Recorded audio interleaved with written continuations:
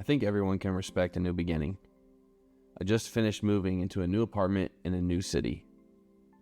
I had been living with my girlfriend for almost a year, but things weren't working out. I hated my job. There was nothing good left for me in that city, so I decided to pick up and move somewhere else. There's no particular reason that I chose Indianapolis. I guess I have always heard good things. It's a beautiful city. My apartment is on Meridian, so I'm within walking distance of all the fun. I like the hustle and bustle of the city. So many places to eat and shop. I'm looking forward to establishing my usuals and routines. But first, I need to find a job. This morning, I grabbed some coffee and a newspaper from the gas station across the block. I know it's a little old school, but that's how I roll. I've always liked reading the newspaper. My grandpa used to read it every morning while we ate breakfast. After some unpacking and rearranging, I sat down by the window to begin the job search. I really just want something part-time that pays for food and rent while I get adjusted to Indy. Restaurants, retail, I'm really not picky. I could see a Wendy's sign from my window. I was really hoping for something that allowed me to earn tips, but the convenience of proximity would be a factor for sure. There were several restaurants downtown that were hiring. It's about a 30-minute walk to the center of the city, but it is a perfect fall day and the library is on the way. I always like to visit a library when I go to a new city. Like I said, I'm old school. No amount of technology can replace the satisfaction of opening your book, turning the page, or putting it back on the shelf when you finished. I also love libraries because of the resources. I've never owned a printer. I've just used the libraries. I need to print these applications. And have you ever met a rude librarian? I haven't. I think I have the same soul as a librarian. I wonder if they're hiring. As soon as I walked in, I stopped caring about employment. This place was beautiful. I doubt all of those restaurants are going to fill their openings tonight. Today will be a relaxing day exploring my new library. I'll eat ramen for a couple extra days to make up for starting work a day later. It's worth it. Giving myself a tour, I made note of all the different sections and seating arrangements. Found myself mesmerized by some of the artwork and how well it was displayed. Good afternoon. Can I help you find anything? I guess I'd been staring at my surroundings too long. I explained that it was my first time here and that I was already in love with this place. Well, we are so glad to have you. I'd be happy to help you get set up with your new library card. My desk is just right over there when you're ready. See? Librarians are the best. And she's cute enough to talk to again. However, I don't do library cards.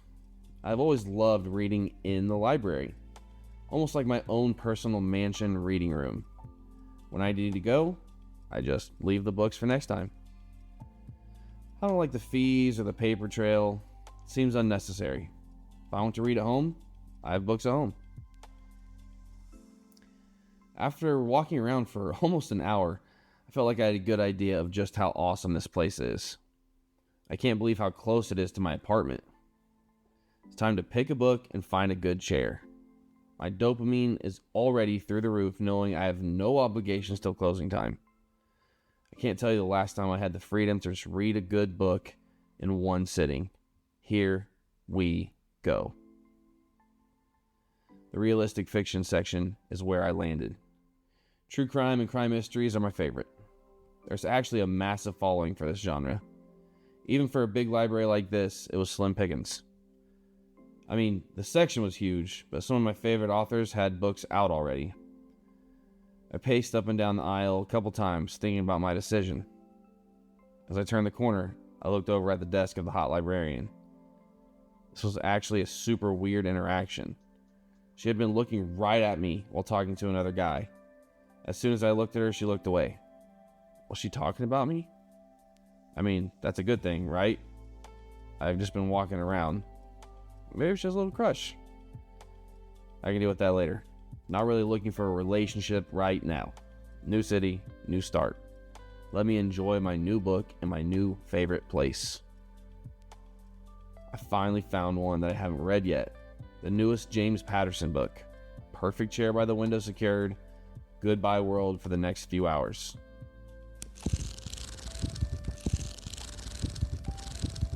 totally happy with my decision to turn this into a me day. This was long overdue. With how convenient and accessible this library is, I can see this being a weekly treat. A safe spot in the routine that I can look forward to. I actually like the vibe of this place more than the library I went to back in Chicago. It's definitely better than the library I used to go to in Detroit. The library my grandpa used to take me to in Toledo isn't even there anymore. I don't see myself revisiting any of those libraries anyways. This is the new home base for my book fix, and I am all about it. I'm cruising through chapter 4 before reality comes back with the urge to pee. I hop up and leave my book on the chair to save my spot. I think I saw a restroom just on the other side of the nearest section. Attention patrons, this library is now on lockdown. No one is permitted in or out of the building. Please cooperate with law enforcement as they assist us in this situation. Do not leave the section you are in. I repeat, do not leave the section you are in. There will be an officer with you shortly. Thank you for your patience. What the heck is going on?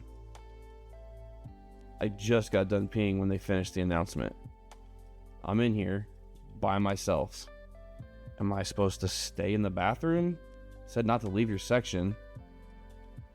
I'm absolutely not going out there. If something is going on out there, I want no part of it. I'll just stay right here.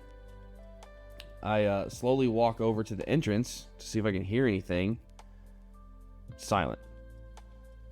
It's a library. It's supposed to be silent, but we can hear occasional whispering echoing around the walls and ceilings. From when I walked in, sat down, I saw maybe 50 or 60 people total, including employees. Were one of them going crazy? Was there some kind of threat made or something? Was something going on outside the library? I think I was the only one in my section before I went to the bathroom. I don't know. I'm staying right here, but I hope someone else is out there asking questions. There was a digital clock in the restroom entrance. 3:35. I'm pretty sure I've been in the restroom for 30 minutes, maybe a little less.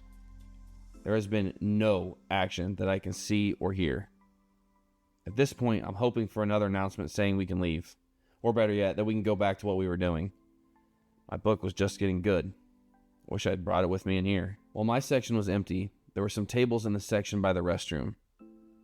I think I saw an old guy and some college girls at those tables. It had been so quiet, I didn't know if they were still there or not. The girls' table was only about 20 feet from where I was sitting. Ladies, we have reason to believe there is a dangerous fugitive in this library right now. Have you seen this man? I couldn't hear what they said, but I heard them ask the old man the same question. I'll check these aisles. You check the restrooms. Crap. Here we go. I have one shot at this.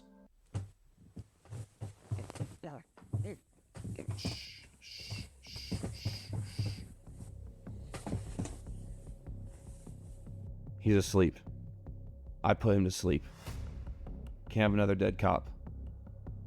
Now the problem is, did anyone hear us? I don't have much time. Think. Okay, wow. Oh no. This guy's FBI. FBI hat, badge, gun. Yeah, I don't have a better option. Borrowing these. Hat on, gun in hand.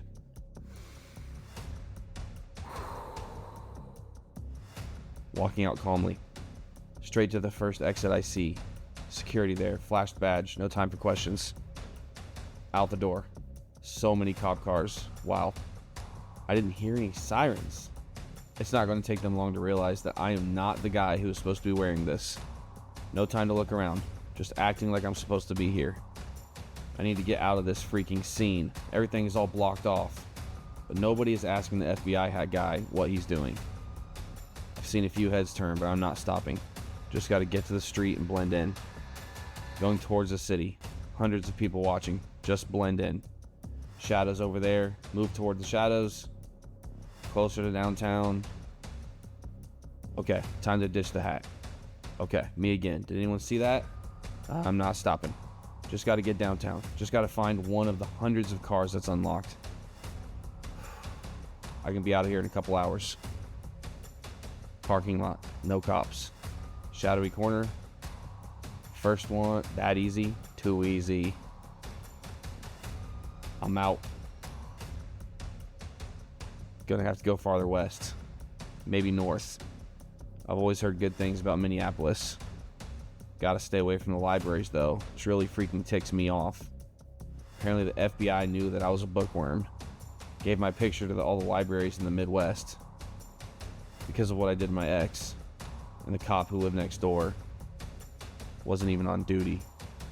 Somehow they figured out what I did to my roommate in Detroit.